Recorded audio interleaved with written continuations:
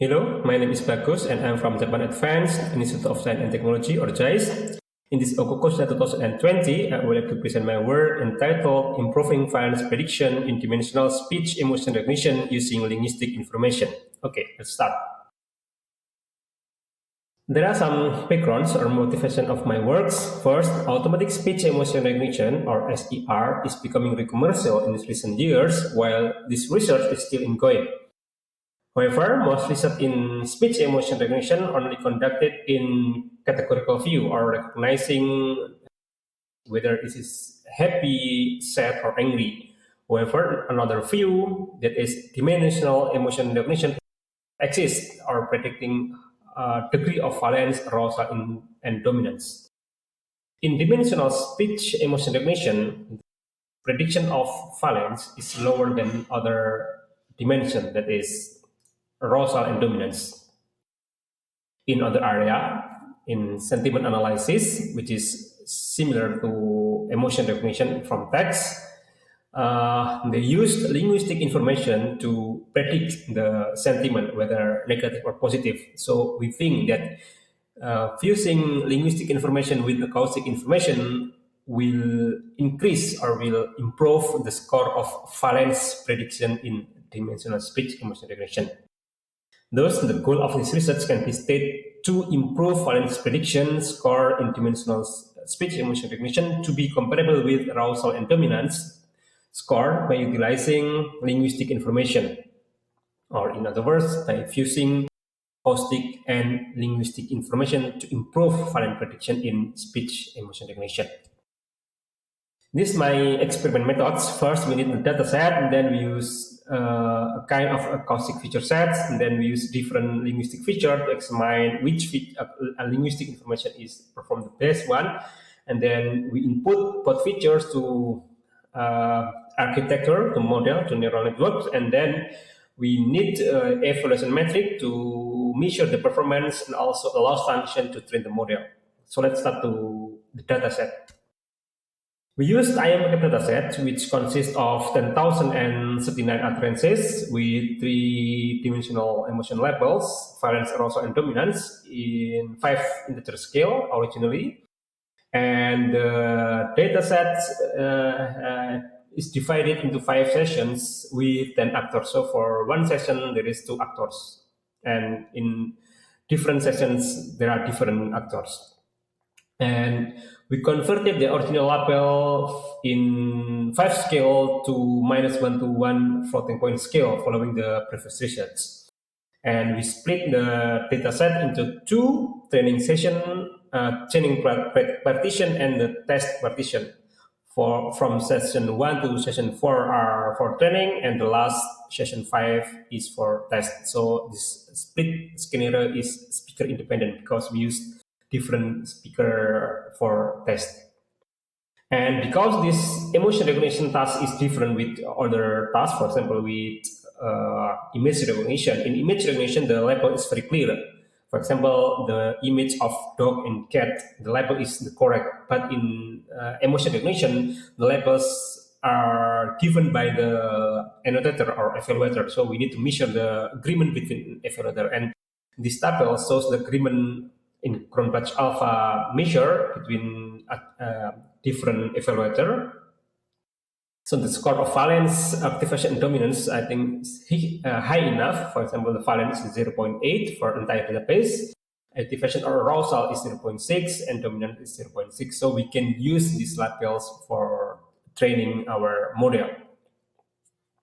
Move to the acoustic feature set, we used PAA or Pi audio analysis, an open source acoustic feature extraction toolset in Python to extract 34 acoustic feature or low-level descriptors in frame-based processing.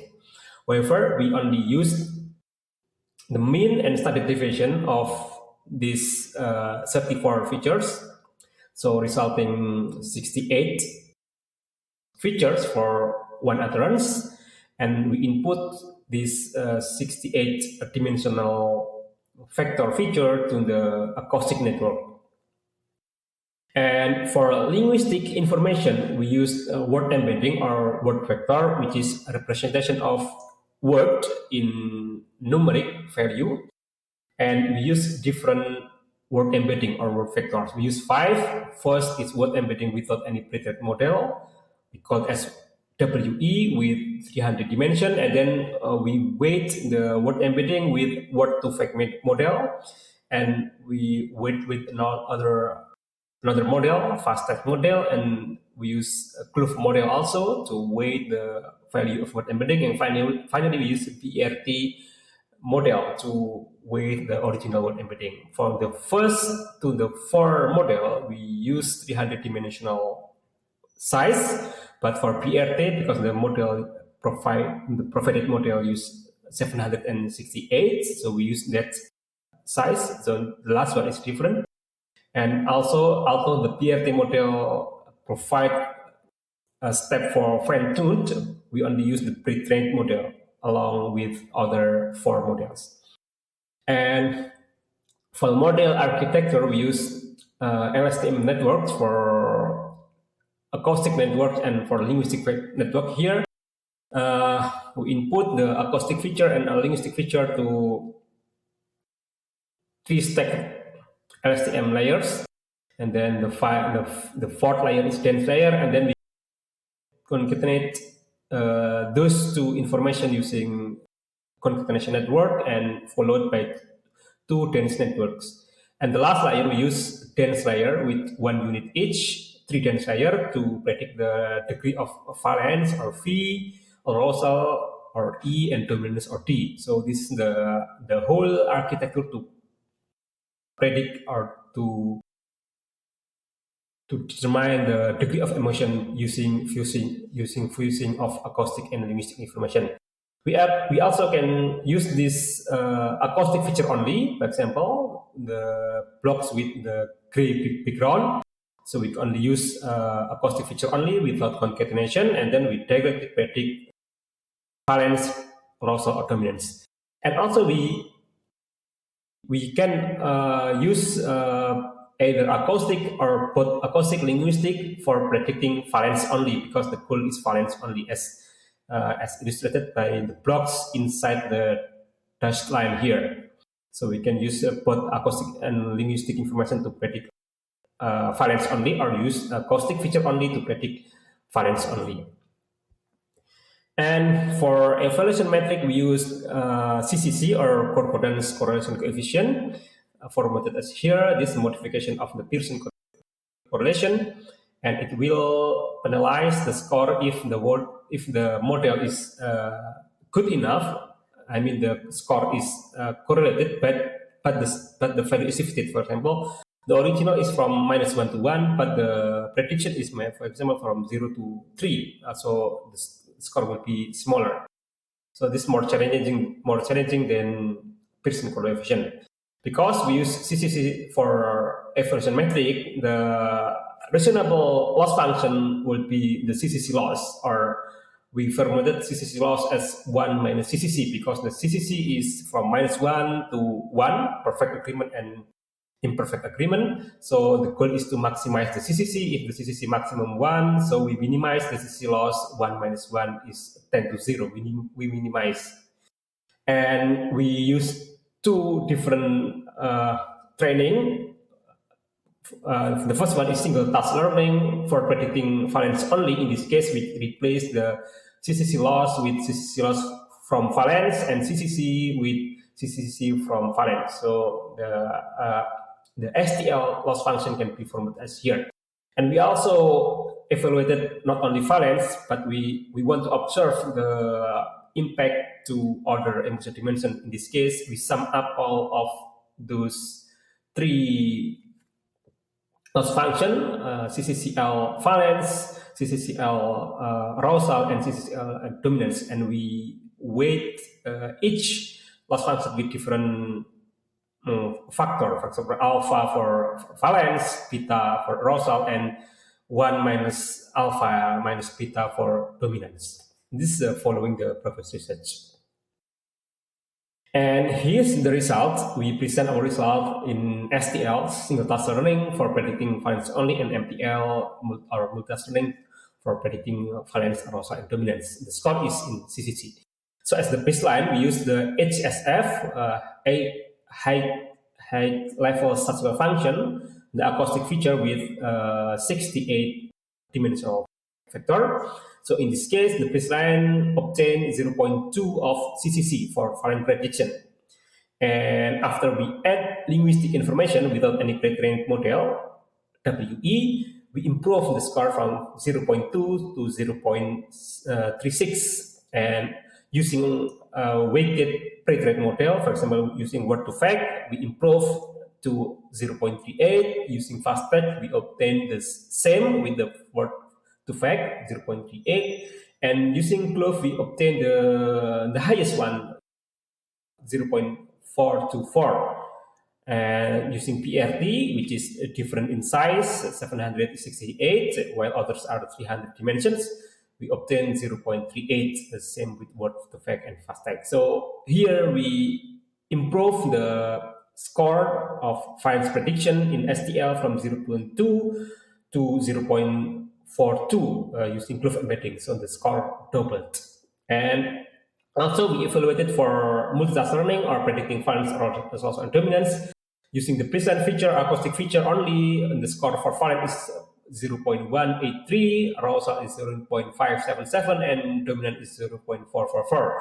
So we can see here the score of valence is lower than arousal and dominance. So the goal is to improve this score to be comparable with arousal and dominance. So again, using linguistic information, word embedding, we improve from 0.18 to 0.36, and using word to fact, we improve to 0.38, similar to STL, and using fast fact, we improve to 0.37, and again, using clove embedding, we achieve the highest CCC score for valence 0.421, and using PRT, we obtain 0.3733 for valence. So we can see here the use of linguistic information not only improve valence prediction in STL or predicting valence only, but also in MTL, predicting valence also dominance. We can also observe here that the use of proper word embedding using clove embedding not only improve the valence prediction, but also improve the arousal and dominance. For example, using clove, we improve from 0.577 to 0.590 for arousal, and from 0.444 to 0.484 for dominance. And this is the result of the relative improvement.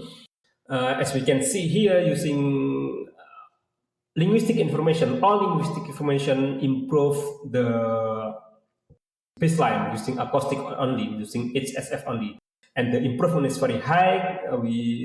For example, the darken here showing STL, we almost double the score using WE and word to fact, and finally using clove, the score doubled.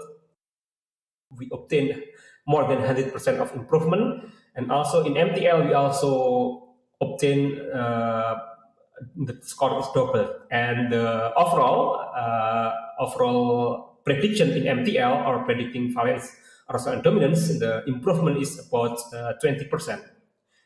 For clove is more than 20%. So we observe the similar trend with the previous, that the clove embedding is the most suitable linguistic information for the emotion prediction. And finally, we can conclude that an attempt to improve valence prediction in dimensional speech emotion recognition has been performed by utilizing linguistic information, some linguistic models, and the use of linguistic information with acoustic information doubled the performance of valence prediction, both in STL and MTL, predicting valence only or predicting valence arousal and dominance. For example, we improve the score from 0.2 to 0.424 in STL, and from 0.183 to 0.421 in MTL. And the use of proper linguistic information, in this case using clove embedding, not only improved valence prediction, but also improved arousal and dominance predictions. I think that's all. Thank you very much.